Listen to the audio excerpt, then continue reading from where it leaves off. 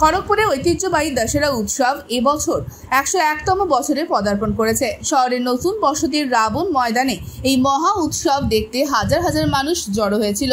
দশেরা উৎসব সমিতির সভাপতি প্রদীপ সরকার জানান, এবছর রাবণের উচ্চতা 62 ফুট রাখা হয়েছিল। অনুষ্ঠানের বিশেষ আকর্ষণ ছিল হায়দ্রাবাদের আতশবাজি, যা দর্শকদের মুগ্ধ করেছিল।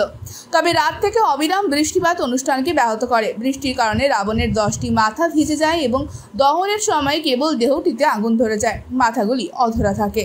এরপরে দশেরা উৎসব সমিতি সিদ্ধান্ত নেয় যে রাবণের মাথা আলাদাভাবে নামিয়ে ফুরিয়ে ফেলা হবে, যাতে ঐতিহ্য অসম্পূর্ণ না থাকে। কিছুক্ষণের জন্য জনতার মধ্যে কিছুটা হতাশা ছিল, কিন্তু কমিটির তৎপরতার কারণে রাবণ দহনের উৎসব সফলভাবে সম্পন্ন হয়েছে। এইভাবেই খড়গপুরের দশেরা উৎসবের 101তম বর্ষ উদযাপন স্মরণীয় হয়ে উঠল। কখনো বৃষ্টির কারণে ব্যাহত হয়, তো কখনো আতশবাজিতে ঝলমলে হয়ে ওঠে।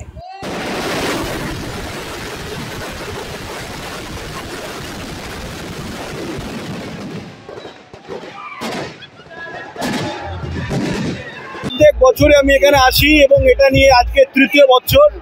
এটা খুবই গর্বের। এই খড়গপুরে এটাকে 101 বছরে উপনীত হয়েছে, বা তার মানে প্রায় এক শতকের স্মৃতি, 1 শতকের সংস্কৃতি, সেটাকে খড়গপুরে মানুষ সঙ্গে নিয়েছেন এবং সেটাকে আরও উন্নততর জায়গায় নিয়ে এসছে।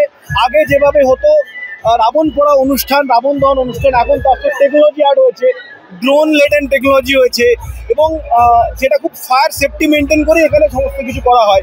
আমি উদ্যোক্তাদের যারা এখানে আছেন, রাবণ পোড়া উদযাপন যে কমিটি আছে, তাদের সবাইকে আমি অনেক অনেক ধন্যবাদ জানাই। যারা এখানে দশেরা উদযাপন কমিটি আছে, যারা রাবণ পোড়া এই অনুষ্ঠানটি করে 100 বছরের উপরে ট্র্যাডিশনটি ধরে রাখার জন্য সর্বোপরি খড়গপুরবাসীকে আমি অনেক অনেক ধন্যবাদ জানাবো। আর সবশেষে আজকে শুভ বিজয়া, সবাইকে অনেক অনেক বিজয়ার শুভেচ্ছা, অভিনন্দন। যেভাবে আজকে আধারের উপরে আলোর জয় হয়, সত্যের জয় হয় অসত্যের উপরে, এবং অন্ধকারের উপরে আলোর জয়ের সঙ্গে সঙ্গে যে ইভিল, তার উপরে গুডনেসের জয় হয়। আমি আশা রাখবো সেটা সবাই মাথায় রেখে ভালোভাবে সেলিব্রেট করবে।